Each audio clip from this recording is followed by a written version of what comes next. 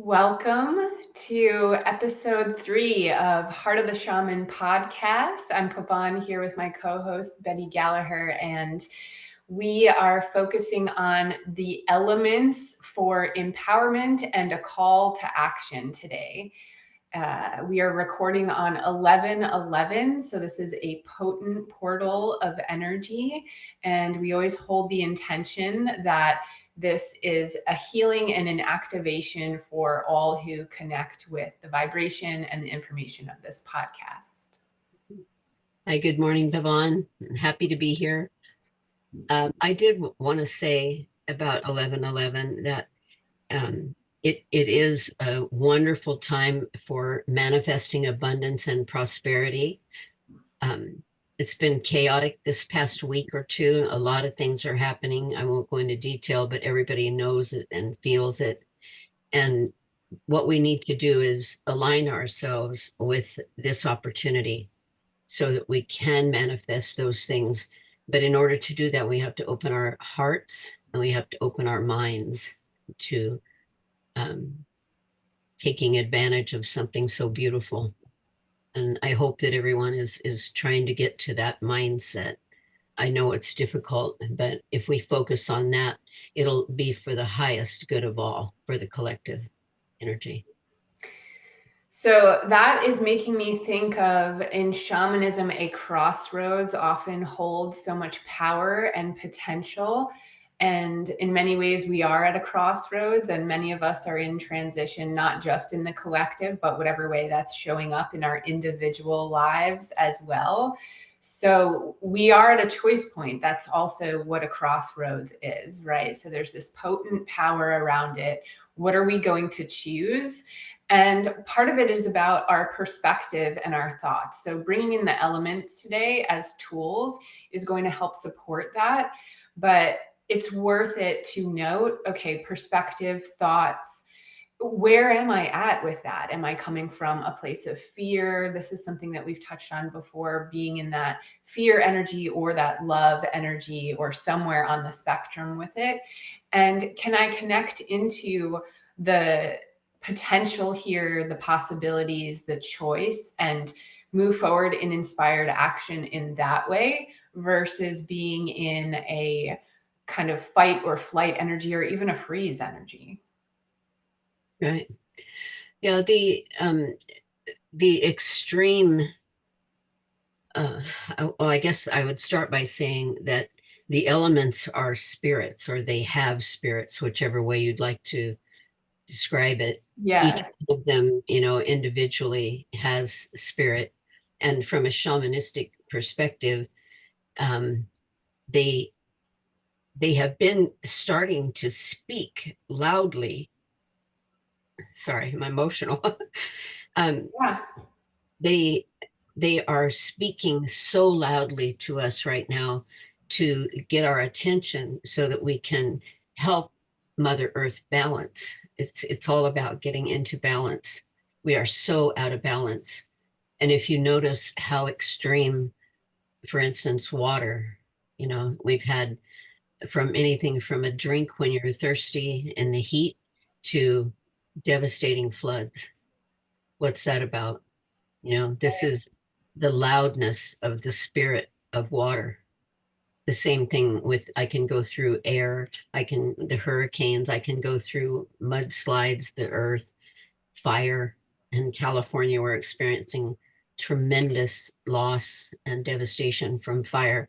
So we need to listen with our hearts. And these elements have been there before we were. So we need to really recognize that this is the time to really pay attention, because the effect on us and on this planet, it's just going to be devastating if we don't. It brings me to something you said last time, and I've heard you say more than once, that nature has no ego. Right. And we can commune with nature and connect with the elements for healing and insight. But also, these messages are really pretty dialed up and dramatic right now. And this is what is in our experience in real time. So nothing is coming through from a place of ego or judgment. It's worth it for us to listen to the earth and reflect on how we're living our own lives. Oh, we don't pay attention to the wind coming in the window when we're driving in the car. It might be messing up our hair or something, but we sure pay attention to a tornado. Right. You cannot ignore when nature speaks, it is going to make itself heard. These elements have been there from time eternal. So it's cleansing. These things are powerful, but they're also cleansing. They're going to take out the old and bring in the new. Like in the forest where the trees have died from other ecological disasters like beetles and things eating the trees, they're burning down. The forest will get cleared one way or the other, whether we do it and we take care of our planet, or nature will take in its own hands and do it. So the water, the floods, the mudslides, the cliffs falling in the ocean, houses sliding all over the place. People are arrogant to think that they can just put their life wherever they want and it'll stay that way. If something needs to change, it's going to change. Right. And that's not egotistical or that again, when you go out into nature and you recognize this and you listen, then you have to say, what is my part? What do I do? What can I do to facilitate this process? And that's bringing me to community. So, what is our role in the larger context of community? So, from that shamanic perspective, Mother Earth, our guides, the flora, the fauna, us humans, all of that, we are in this community. And, do we move from a space of connection or are we in a place of separation? That's a good thing to look at. I feel like sharing our perspective like we're doing now, or just in any way bringing it to others' attention, you know, maybe just gently reminding people about things that they can do to be a part of the healing rather than the devastation and the continuation of the deterioration. So maybe reminders. I think sometimes we need to have like a little altar, maybe with a rock reminding you of the earth, and a glass of ocean water or lake water or something from a stream and a candle for the air, and then, or the fire. It's something to make us think when we look at it that we're connected to all these things. We come from that place.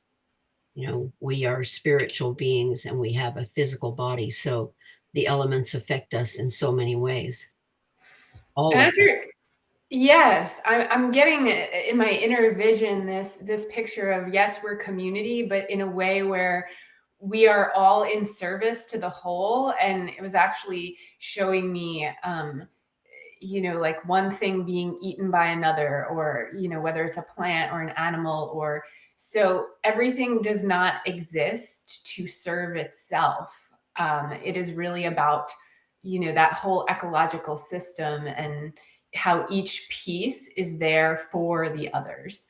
I think that's just feeling really important. Well, I used to, like it's like composting.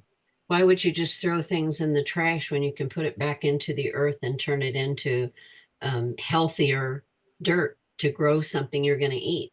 Then you can take water, you can take the sun, which would be the fire, or that element. You put all those things in healthy soil, and you grow tomatoes or you grow squash or something. And instead of just throwing it in the trash and having it go to the landfill. I used to put things in the yard when I cooked for my dad. I would take the peelings and I would put everything outside, and first it would be the squirrels and then the birds and then the snails and then the ants, and nothing was left.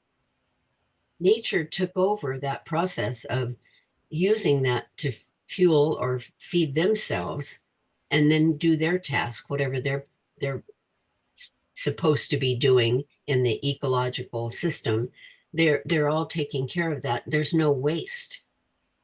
But we are wasteful, and Right. we're not being conservative, and we are not going to necessarily run out of resources, but we have to be respectful of them. It's like when you let the water run endlessly for no reason, and you have to think about maybe Yeah. someone doesn't have water and we're just letting it go down the drain. So Right. respect, reminding each other that we can do it in a more conservative way, you know. And it comes back to that separation, right? Do we feel like we're a part of everything, or are we in this separate place of, when you're being wasteful? And in that example, it's like not being fully in the connection of all things, having that awareness. One of my earlier teachings in shamanism, they would point to every element is within our body. And obviously, it's also what we see on the planet and in nature. So, the bones, that would be earth. And water could be the emotions, it could be blood, lymph, all of the fluids. And then fires, like passion in terms of emotion, but it's also digestive fire and the heat in the body. It could be inflammation, air, wind. Then it's like, okay, the breath is life, right? It's coming into the lungs, it's circulating. That's another great example of our connection. And so that always helped me to really ground part of the principle. It's like, okay, I literally am all these elements. There is no separation. Um, and also, there was a really fun thing that I did earlier on years ago, which was dancing all of the elements. One of my teachers was a performer. And so, if just as an example with fire, it was like this frenetic, it was a place for everyone to truly express the energy of the thing. And you're not feeling, self-conscious or inhibited or anything, and just really letting loose. So everyone's going all around the room and they're fire. And it's just this totally like erratic, movement.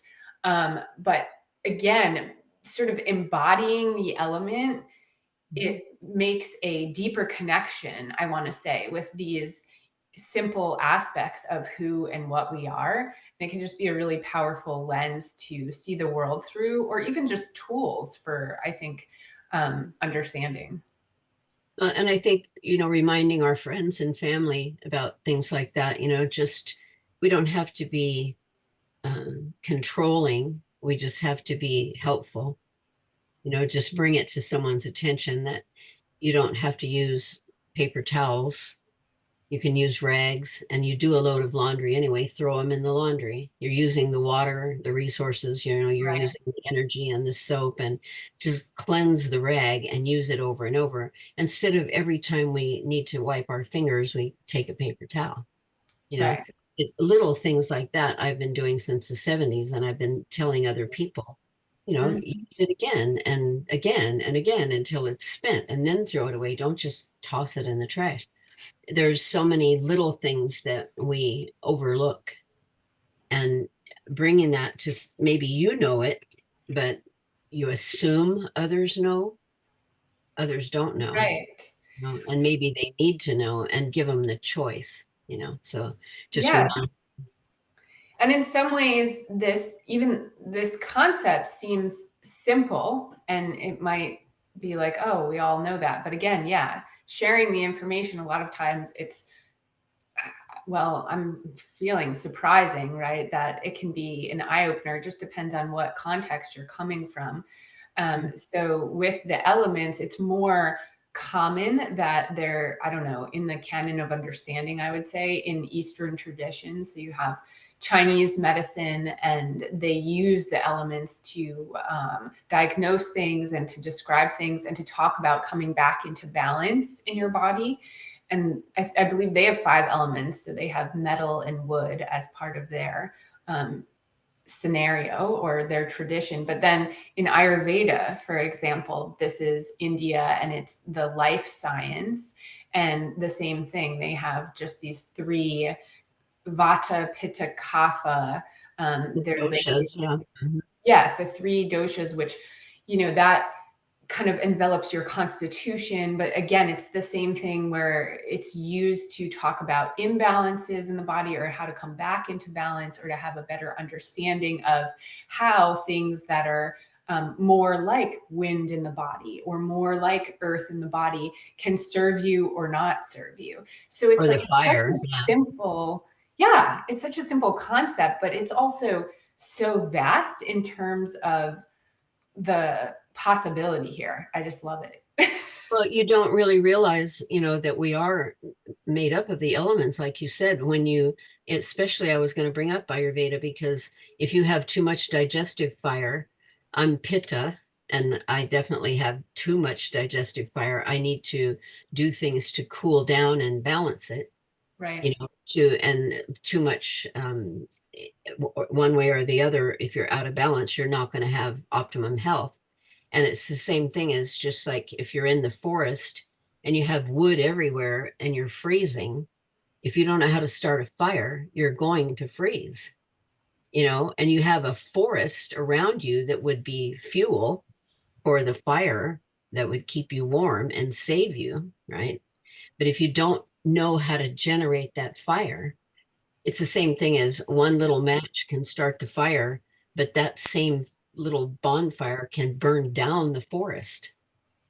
It's about extremes, I think, and the balance is what it comes back to. And right now, I believe that this information is about the earth being in balance, and we're not respecting or looking at the fact that the earth is speaking to us to try to help us get it back to balance and get our bodies back in balance because we're letting the chaos fly around us. I mean, we're really in the eye of the storm. We don't have to go through the things that are flying around. We can stay focused on being in that eye of the storm, not get caught up in everything flying around us that we can't control. So do what you can. Make sure that you keep a small fire, stay close to the fire. The natives don't build a big fire, they build a small fire and they stay close to the fire so they can warm their body. And like I said, when you see the devastation, the wind came 40, 50, 80 miles an hour, blowing this fire out of control. And for 2 or 3 days, they had no containment. Imagine fire and air just combining and feeding that fuel, was just everywhere, drought ridden desert type conditions. It just was fuel and it just kept burning and burning and burning. And it's the extreme. When you see it like that, you think, well, that just couldn't happen. And I watched it happen right in front of my Right. eyes. So being in like with the discipline of a practice like Ayurveda, it gives you that reminder that you have to balance your as above, so below, as without, so within. You have to Right. balance your body. You have to balance the elements. You have to be careful with what you like, where you set fires and what you do with water and um, the breathing exercises and all of that. And it's all integral to the balance. And if we become balanced and aligned, I feel it'll have an influence on others, and then it will also influence the events around us. Because I've never seen anything like this. I mean, there's tornadoes in Oklahoma, there's now New England has fires. It's like all hell broke loose all of a sudden everywhere, and we've already experienced it with the hurricanes, and these elements are speaking to us in a way we can't ignore. It will not be ignored. These things you cannot ignore. Yes. And I You can think, go yeah, along and kind of get away with it for a while, but you can't just ignore things like this. It's like, listen already, come back to where you hear me. Gaia is screaming for help in her evolution. So if we want to evolve and we want to raise and become a part of a higher vibration or a higher existence, we have to listen where our feet are planted on yeah. this, you know? Right. Are we listening? Are we present right now? And the messages couldn't be louder. And, you can study Ayurveda, or you can study Chinese medicine, or one of these different lenses, and there's a lot of information. And these are things that have been around for thousands of years.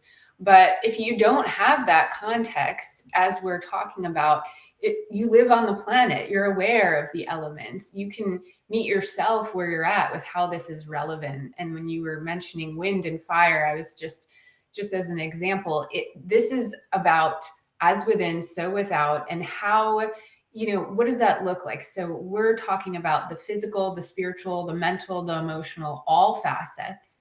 For example, Ayurveda, Vata, I have a lot of air in my constitution. So that's something that I need to be aware of and balance. And I remember reading at one point, one of the one of the things about that is you can learn things very quickly, but then you'll forget it in, like, 2 weeks. So it's easy to study for a test and get an A, but really you did not retain that information. You just studied right up close to the test. And where if you're more Kaphic in nature, which means there's more earth and even more water in the balance of your constitution, it's going to take you longer to learn the thing, but it's going to ground in once you learn it, so that you are never going to forget it. And this Right. is just an example, but I think it's a good one because it gives you a full picture. This is not just about the physical or the mental or the or even the spiritual. It's everything. And so we can use this lens, and we can listen, and we can navigate from our own inner space. And actually, Betty, you were mentioning this earlier in the week, Barbara Hanclow, and she has some really excellent information. You all may want to check her out. But she was talking about how we vote with our minds. And it's also just sort of like, this is our bid for change, and this is our bid for expansion for humanity. So I feel like this ties in, because where's our perspective, kind of going back to that. And when we pay attention to our inner world, and we make whatever sort of changes or adjustments from the moment, or we find that balance that is necessary, then we see that in the outer world as well. And this is what you're talking about with every detail, if you use paper towels, if you don't, all these things. And so in that vein, also in the mental arena, what energy are we putting into the collective with, our thoughts and our perspective on things? And it doesn't mean to put your head in the sand, or, deny anything that's happening by any means. But it's okay. Do I want to choose to move the energy in a direction of expansion and growth for all? Or am I coming from a fear and contracted place? Well, and like when you talk about the the physical, the emotional, the mental, the Yes. spiritual bodies, it not only comes from us out into those areas, it Yeah. works the other way. The things that are outside in this, the spirit, which is the elements and how they all work together in harmony for balance. When they come in, when you start an illness, it starts out here. It Right. starts in this, and then there are what we call chasms in between. There's space and time for us to learn and change. And then Mm-hmm. it comes into another closer to our physical body, and it's in another area. We still have time. We're still being given space to change.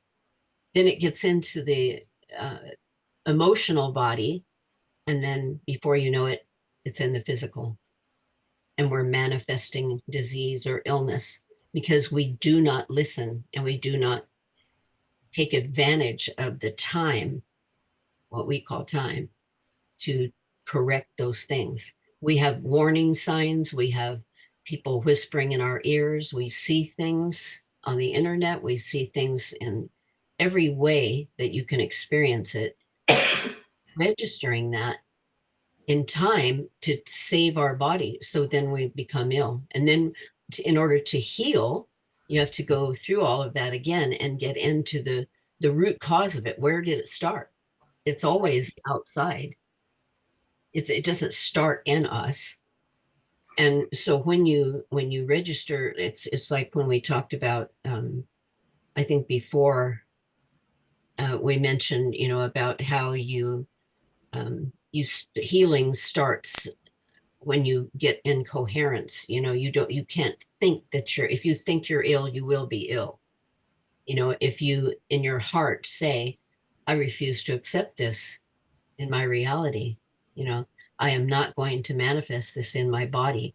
That is when you then step into alignment. And we talked about, we don't look outside at what president or what governor or what mayor is going to make things better. We look inside and get in alignment with how what we Mhm. need to change.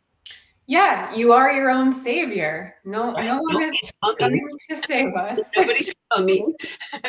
We can look for the mothership. We can, you know, expect that all these, you know, things, metaphors, and all these people that, you know, we're waiting for some great day when everything changes. It's Yes. right here. And when you change inside, everything starts to change outside. You can change the timelines. You can manifest, like the portal today can manifest amazing things as long as you know that you are in alignment and you don't let the chaos in your world. You don't let that tornado, you don't open the door. You know, if the door is staying shut, you don't open the door to see what's happening in the tornado, right? You'll be sucked out the door. So it's the same thing. If we get caught up in the frenzy that's going on in the world, you know, or in the United States in particular, where we are, you don't have to be caught up in that. You don't have to let it spin you out. You can stay focused and look inside and say, am I doing everything spiritually with these elements that I can to make my individual life better, and sharing it with my neighbors and my family and my friends, and what I know and what I learn, so that they can have the opportunity. If they don't use it, that's their path. That's, they can choose to use it or not. But that's what I love about this podcast, because we can share these things that maybe people don't hear in another way. Yes. And I think part of being in alignment is being present with what is. That's what has been coming up so strongly for me right now. And certainly I've seen this for others as well. And so being present with what is, right? It's when you're in alignment, you have focus. So, you know, you have focus of mind, you have some level of vitality. All of these things are in place in all of those energetic layers we were talking about, physical, mental, emotional, where you can, going back to take inspired action from the moment, or just whatever it is there in the moment, because you can be fully present with it and you can call upon the elements to help clarify this and bring you into this space. Then you move into the next moment, but it's from a place of alignment. Right. So when we're, you know, when those things are out of balance, we're not actually fully present. And so we can miss information, you know, we can, I mean, there's a whole sort of host of things that are possible because of that. And it's not about right or wrong, but it's a lifelong practice, right? Coming into awareness or coming back into alignment or coming back into balance, just sort of having that intention that that's always the direction to move in. At Well, least I think that's sometimes my, we have to be the observer, you know, we have yeah. to watch, and sometimes action is required, and sometimes it's not, and Yes. you have to discern. So you have to ask deep within yourself, is this going to be beneficial in some way? Or do I just observe, you know, and let Right. it fall into place? Because we do have a lot of influence and our choices are important. So I say, like I said, bring something in front of you that reminds you of these elements. Yes. Have a little recognition every day of something that you reminds you about water, reminds you about earth, reminds you, like I said, in the garden, you take the sun and the soil and the seed and you put some water on it and you have food, you know? Right. And so you can watch somebody else do it or you can do it yourself, but it's what you have to work with is vast. There's so much that we were given in this world to work with.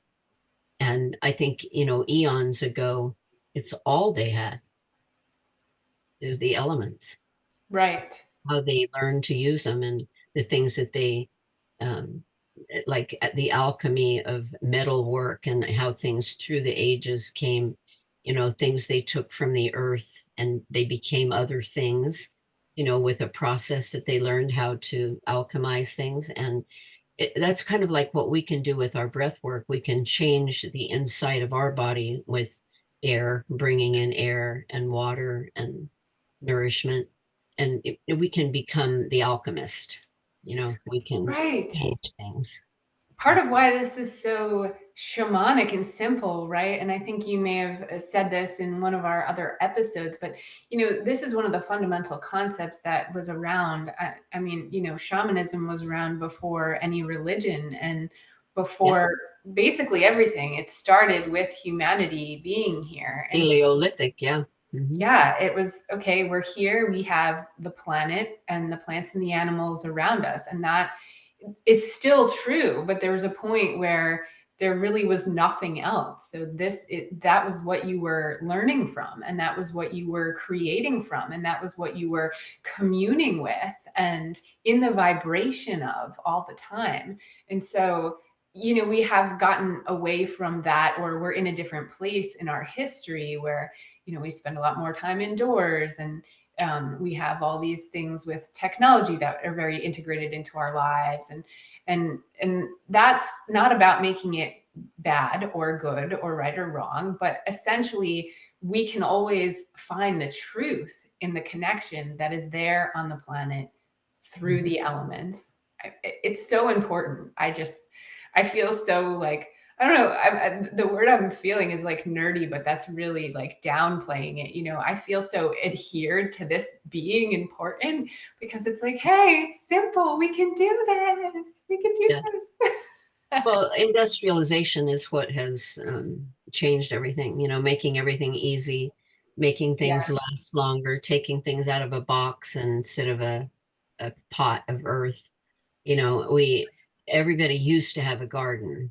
Everybody that Right. I know had a garden, and I had a garden, and you know, you you work with what you have. And when they made it easier to just put it on the shelf, you don't have to water it, you don't have to do anything, you can just go to the cupboard and get something out and put some water with it and, eat it. Or, you don't have to cook, basically. There's so much we did to ourselves to expedite the process. You know, we didn't have to plant and wait and water and create, put it in a position where the sun would, work its magic. We just became lazy. We became, um, so it expedites everything that we do. So then what do we do with the time that we gain from that? We don't use that time wisely. If you do a time study of yourself, even at this point in my life, I could do a time study of how much time I use and how much time I waste. Right. So when we did all this industrialization and we gave things shelf life and shipping time, refrigeration came into being, and people didn't have to, keep things fresh and worry about things spoiling and use things. They keep things in the refrigerator for weeks, right? And Right. so we can ship it from New York to California or the other way around. And, when you're conscious Right. what you're doing and you realize that you have to protect that food because it's going to nourish your body and you use it timely, so what did we really gain? We need to go backwards Hmm. and take some of the industrialization out of our lives. That's a great example. Like I'm just thinking like the food came from across the country. It's been in the fridge for 2 weeks. You're Mhm. smelling it to make sure it's okay for whatever you're about to Checking the prepare. dates.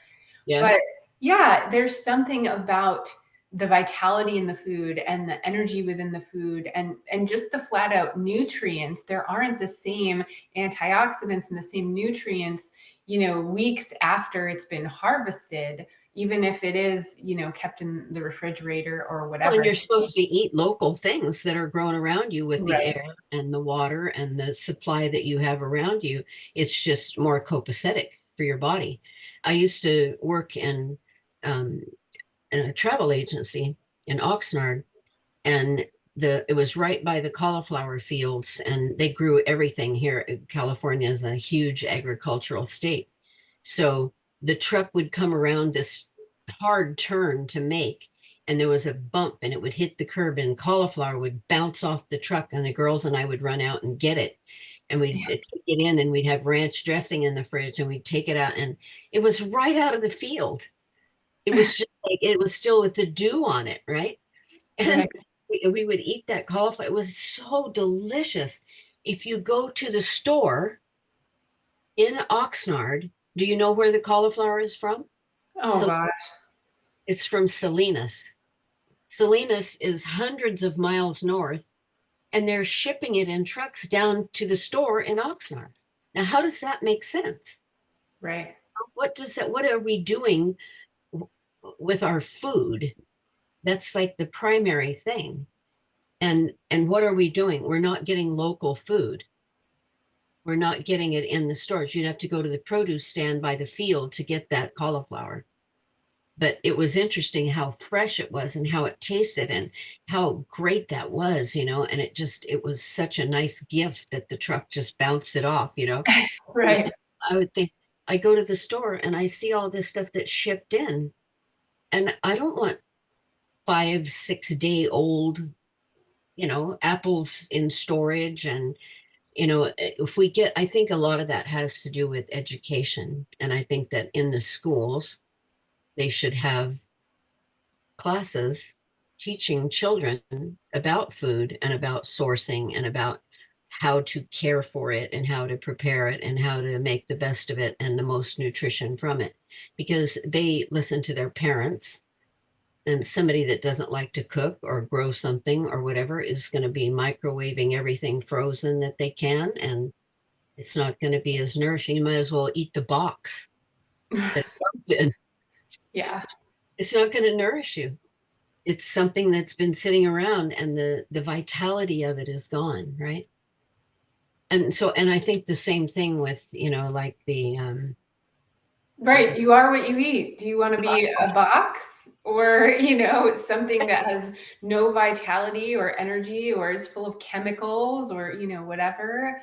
Or really recognizing that the actual atoms, all the, like everything in that is going into your body and becoming your cells. and then we wonder why we become ill. Like I said, you have control of this way out here, where it starts with, your spirit is in this body, and your spirit Mhm. obviously is looking out for you. It's out here. It's like, don't do this and don't do that. And your higher self is telling you, you shouldn't eat that, or you shouldn't buy that, or you shouldn't prepare it that way, or you should. But we ignore that.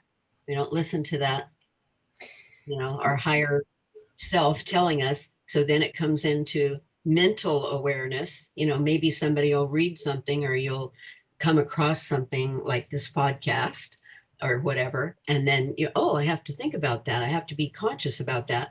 Then it becomes an emotional issue. Well, how am I going to balance this out? And how is it going to affect me? And, you get into the emotions around it. If you start thinking that your body is housing your spirit, where are you going to go when you can't be here? You know, Right. how are you going to be around? And if you don't take care of the vessel and you don't take care of the body, and like I said, you can have a drink of water on a hot day, or you can be holding on to a tree for your life in the flood, and then you have a respect for water. Exactly. And I'm thinking of a less common element, when you were saying that, but particularly in relation to the spiritual body, also because in Western cultures, we don't necessarily have context for the spiritual. I mean, some people are fortunate enough to have that in their family culture or to follow a religion that brings that to them. But because it's a melting pot, you may not have really been exposed to any of that. And so then this layer of our being and our experience is not really being considered and integrated. And so I remember years back again doing this dance, and ether was one of the elements, but it was associated with spirit and the cosmos and more refined energies. And it was almost like moving very slowly through space. I just remember as I was kind of coming into this, embodying it. Okay, what does that feel like? But it made me in that moment connected to my spirit, which, Yeah. Yeah. like you're saying, we want to take care of our body because it's housing the spirit, and where are we going to go? But sometimes also it's like, how often are we considering our spirit in our day to day? And when we talk about things starting outside here in these layers until they come into the dense and the physical, when we are more attuned with the spirit, we are able to work with different energies before it gets to that point. So that comes back to alignment as well. Well, that's like, with the dimensional piece that we did, like when we're bringing all of this into another dimension, we're going to have to be more aware of it. Right. It's going to be vital that we're aware of where we are spiritually, because as we ascend, the physical is not going to be this density of the third dimension, the carbon base and all of that. We are right now recalibrating. Our bodies are trying to change. Our DNA is trying to change to a crystalline existence, where just like all the computers have crystal, we wouldn't think of that. We used to have quartz watches when the first thing that worked automatically, the watches without winding them, were crystal. And you don't think about the fact that if your body isn't upgraded to a crystalline structure, we're not going to be here. You're Right. not going to be able to get into that vibration as the planet ascends into that dimension. We have to take care of our bodies and upgrade, recalibrate, if you will, because we are a biological computer. It's just a difference between metal and screws and nuts and bolts and plastic. And, you know, we're we're carbon based right now, but our bodies are having to become adaptable to the higher vibration, and the crystalline DNA is inevitable. So I think that the more that you focus on heart coherence, if you go inside and look inside for the answers to all these things that are going on around us, it's there. We already know it. We Right. came here with that knowledge. So just remembering or trying to get in touch with that is a safer and a more tangible way to live than worrying about things we can't control and all of these things that are going on around us. Like I said, you stay in the eye of the storm. Don't try to get into you're like Dorothy in The Wizard of Oz. If you're in the tornado and you're flying around and, where's Toto?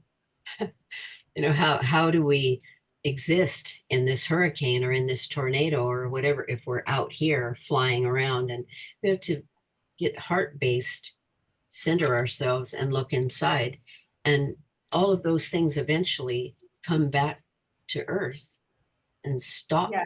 flying around, you know Right. I know this is true for you as well, but I truly look to nature for clarity. And so that includes the elements, and it includes the animals and the plants.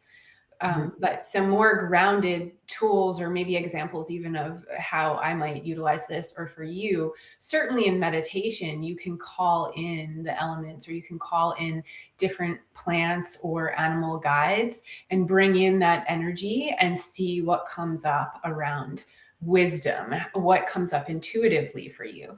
But in even more basic way, I'm just thinking of one thing that I do every day, and it's often different times of the day, is fortifying my energy field. So talking about that being in the eye of the storm, and the, as within so without, and being in this calm peaceful place, and maybe there's all this stuff going on around you. So I like to just go into a space where I visualize an orb around my whole body, and very often in my inner vision, it's imbued with obsidian or hematite or sometimes abalone.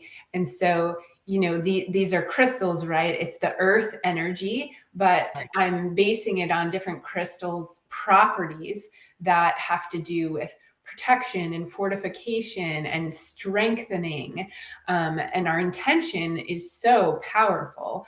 So I find that doing this, not just at the beginning of the day, but it's also a part of, I have different steps before I go into a session, or even different things I'm navigating in life. Maybe it's a meeting, or it could even be like a family gathering. Doing this changes my energy and changes how I am interacting with the energies around me. So that's just one example. And everything we're saying, it goes back to what was here before we were here. The elements were here, and they're so much wiser, and they are living things. Yes. And when we talk about, we I think touched on it when we talked about water having a memory and how you can program water. These elements are not just there for us to observe or look at and say, oh yeah, that's beautiful, or that does this, or this powers an engine or whatever. They're there for us um, to respect and appreciate, you know, because they were here before we were here.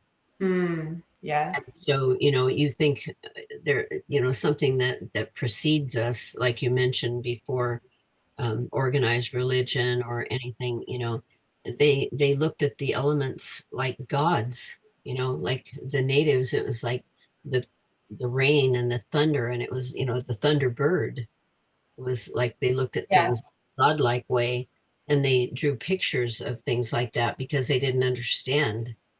They just rode them out. They rode out the storms, and but natives, they don't just kill an animal to eat the animal. They use every part of that animal in some way, and they respect the animal.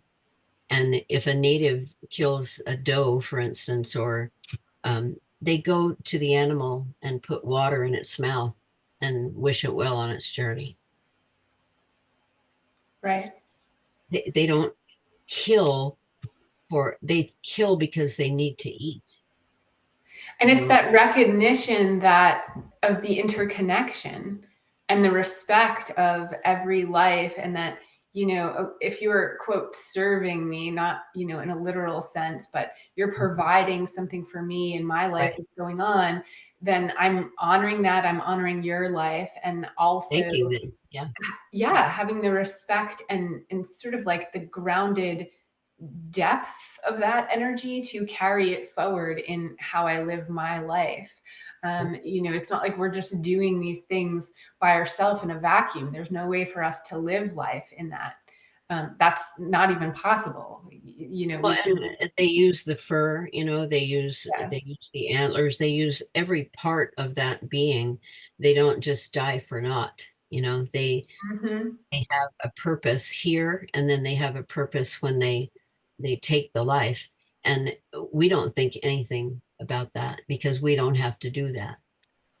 You know, we go to the market and we buy everything, and someone else took care of that for us conveniently. We didn't have to go out and hunt and kill something in order to survive. And so, in a way, the respect for those creatures and the respect for the planet and the love, I guess I would say, for where we live is out of proportion.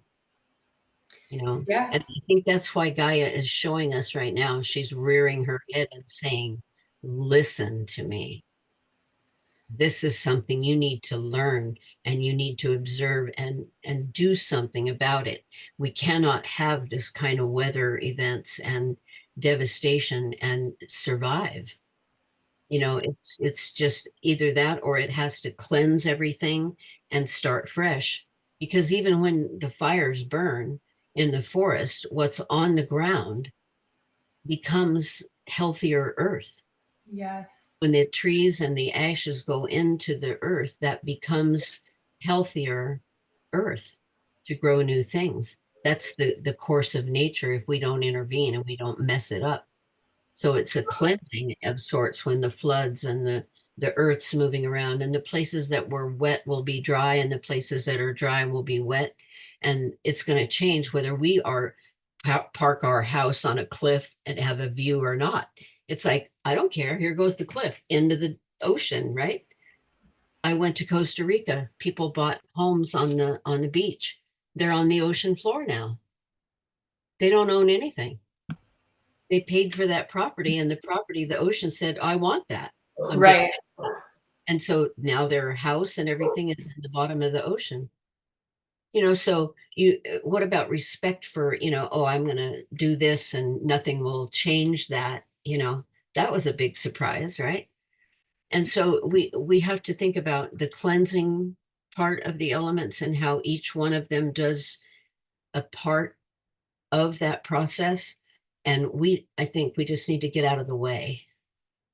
You know, we Yeah. need to sit aside and observe and do our part and ask what we can do, you know. And I think in the ways that we are removed from things, like the example of we didn't necessarily kill the food we're eating and know if all of the parts of it are used and that sort of thing, that requires a deeper space of alignment or Mhm. acknowledgement and respect. So I know I'll just share when I sit down to eat, I have this prayer. So it's thank you to the plants, animals, and people. Thank you to everyone and everything that went into bringing this food to me. May it nourish me at a cellular level and be exactly what we all need. And I came up with it at some point along the way, but it feels so important to do Mhm. that every time, an acknowledgement of I'm not a part of the full arc of that process, but I recognize that it's happening and have that gratitude. Yeah. Um, so it's different than if that was the way we were living our life. It's a little more built in or obvious. Well, the thing about vegetarianism and people, when I started focusing in the 70s on macrobiotics and Ayurveda, and, I was trying to keep my family healthier, and, they wanted to go to Jack in the Box or wherever. I was like, no, no, we can't do that. We have to eat healthy and nobody wanted to change, right? Right. And there was this great, I don't know who did it. I can't remember who showed it, but they had a playpen with a baby in it, like a year and a half old, 2-year-old toddler, and they said, put a bunny and an apple in there. And if that child eats the rabbit and plays with the apple, then I rest my case. The child is not going to eat the rabbit. They're Right. going to play with the Right. rabbit and eat the Right. apple. At Yes. 2 years old, they know this. So, and the other thing that I have learned in doing my spiritual work is that before the animals give their life, they leave their body, and Yeah. they become part of our heart. They become part of the collective heart, and they're not in their body when they give it up for food. And Right. that made my soul feel better, because I think of how tragic it is, and that I don't like that. I would like to be vegetarian, but it's difficult. But when you think about, somebody has to do that job, right? That someone has to slaughter the animals, or Right. we don't think about it. And I watched a little boy, and I said, you have to eat your chicken. I said, you didn't finish your meat, you didn't finish your chicken, and an animal died, a chicken died to give you that food. And he said, what? So he ate the chicken and he looked at me and he said, and Betty, I ate my chicken. So now can the chicken not die? Oh my And goodness. I mean, try to get that concept to a child, that an animal is giving its life for them to be alive and to not waste the food. What a concept, how he was thinking, Mhm. and to try to change people who have eaten a certain way and they, uh, it's, I don't know, I'm getting into a lot of food today and a lot about the food, but the process of providing our food and the things we can eat that don't require the loss of life, it requires the balancing of the elements. The earth has to have the right amount of nitrogen. The water has to have oxygen and hydrogen. And, we have to have sunlight. And, it has to be balanced in order for us to produce something we can eat that doesn't require the loss of life, right? Right. So that, again, the elements come back into play. How to use the right amount of water, where you source your water and things like that, and the impact that plastic has on it, So I pray for the day that they start using plastic to um, recycle from the ocean, bring it out and make something out of it that we can all use that is not harmful, because we're just polluting our oceans. We're polluting the earth. We need to stop that. And that's why I think the elements are so violent right now. I Mhm. think they're trying to get the attention of the masses that we need to change. You are nothing. I'm going to take your home. I'm going to take your animals. I'm going to take your property. I'm going to, just like in North Carolina, you're going to be down the river 50 miles. I don't care. This is power. I'll show you power. I'll show you how much it'll rain, and the floods will take everything you own away. The fires here, taking everything people ever had in their life, gone in ashes. Where do you start? When you think about, um, you have to start in here, in what you want for yourself and for everyone else. And hopefully it'll get to a point where people are more conscious of this and respect the elements and use them wisely, and um, listen when the earth speaks. I think that just that recognition too, and the perspective of every element is a spirit and an energy and a consciousness brings that connection home in a deeper way. Also, it's not this thing outside of you, it's inside of you, and also there's wisdom there, there's a consciousness there. In the mornings when I let the dogs out, I honor all of the directions and the elements that are represented by each direction. And it might just be a couple of minutes, but as I'm going into that time, I feel like so grateful to be here in this way of like, okay, the elements and spirit and Mother Earth allowed me to be here today. It's just so vastly beyond us. But again, it's comforting that we're connected and we're of this energy. But I just think it's valuable to be able to see it that way. And again, everyone can have their own perspective, of course, but just bringing that energy in a new way perhaps could be really impactful. And especially, we just have a couple more minutes, but at this time, just to reiterate and kind of come full circle, we're in the 1111 portal right now today as we're recording, and we're in a layered transitional energy that really we've been in. I mean, you could always say that, but this has been in play since early fall, and we're all moving through this through the end of the year into the next year. There's different astrological things that come into play, and there's a lot that you could research and look up around that. I will just say this very briefly. Pluto is coming out of Capricorn. And even though this isn't, an astrology focused or based conversation necessarily, that's a 15-year timeline. And so it started in 2008. And, it's just about to end and move into Aquarius, I believe. And that has been a hard hitting one for me. It's just around career related things and I don't know, like even like capitalism and dominance and power energies. But it's just one example of one layer. There's all these layers in the collective, and then we have our own experience. So the elements as a possibility for a way to ground us, to bring us back home to our own hearts, and to allow us to navigate these times from maybe a more uplifted energy where we can feel the possibility of everything that we're moving into, I think is really important. That's where I'm at with it. Well, and the old sayings that, my family used to say, you don't miss the water till the well runs dry. If we don't Right. recognize what we have, it Yes. will be taken away. Yes. It's just like I said, Gaia is screaming out for us to pay attention and to be aware and to share this information so that other people at least have a chance.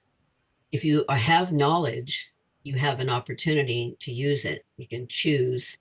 Doesn't mean you're going to do it, but if we share it and we put it out there, maybe reach 10 people, that makes my heart feel good.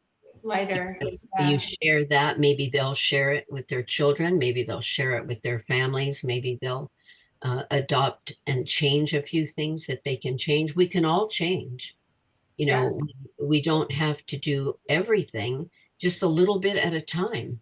But recognize those elements, how much we need the fire to keep us warm, how much we need the water. You can't live for 3 days without water. If you don't have it and your body's made up of it and you don't have it, you're not going to be here. You can live a while without food, not forever, obviously, but and air, we take it for granted. Every breath we take is going to be followed by another. And Right. if you've ever watched someone die, when they take their last breath, that's it. You're not going to take another one. So all of these things could go away. And if we don't pay attention, pretty soon we will not have those things. They won't be commonplace. They won't be something we take for granted that we're always going to have these things. So when you breathe, you want to breathe deeply with purpose and realize that what you're energizing your body. And when you exhale, there's a reason for our exhale and what comes out of our body, the inhale and the exhale, So, and when you drink the water, think about programming the water to make you more thoughtful, more loving, more helpful, whatever you can do. Again, like I said, plant something, show your children what happens in that process and how beautiful it is to watch something come up through the soil because it was in the darkness and it didn't question why it was in the darkness. It came from the earth out to the light. Then it got to see the sun. Hmm. But you teach your children that that is a process that takes care and love and attention, and then they get to benefit from what happens from that process. So we all need to plant those seeds. And I'm not just saying food, I'm talking about planting seeds of awareness. You know. So thank you for today. This was beautiful. Yes, thank you all for joining us, for listening, for tuning in. You can find more information on Betty at wherethelightis.net, and I'll connect her email address as well. I'm at pavansrona.com. We also love comments. We can continue the conversation. And What I'm feeling, I guess, leaving on before you lead us in the close, Betty, is, you were saying planting the seeds, and you're not just talking about literal plants. And in our last podcast, we were also talking about love and kindness, and so that's a huge part of it. What seeds of love and light and kindness are we planting in this whole collective experience? And that includes love for the earth as well. Well, and we mentioned before, love is another element. Yes. That's my favorite one. That would be if everybody, the songs from the 60s were, all about that, you know, and if you just go back and play just a 60s station, you'll see every song was about love and all we need is love, and the Right. lyrics so beautiful, and it's not changed. And I think that like in the Reiki book, John Lennon, you had that in our Reiki books. You may say I'm a dreamer. I'm not the only one. Right. So So, may we meet again, sit in circle, tending our hearts, cultivating our shared love and joy, supporting the ascension of our beautiful planet. Until then, our light to yours. our light to yours. Thank you so much. Satnam. Satnam.